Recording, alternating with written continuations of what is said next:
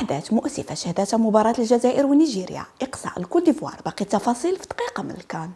في مباراة كبيرة ظهر بها تأهل منتخب نيجيريا لدور نصف نهائي الكان بعد الفوز على منتخب الجزائر بثنائية دون رد. هذا الأخير بأداء متواضع ودا منافسات الكان من دور ربع نهائي بشكل رسمي.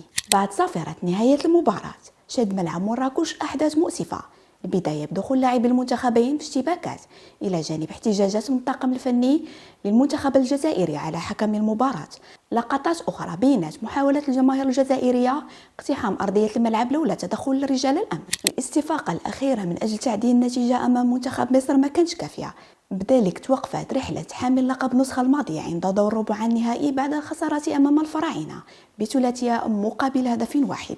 والمباراتين نصف النهائي على الشكل التالي: مصر أمام السنغال، المغرب أمام نيجيريا. من سيبلغ نهائي الكان؟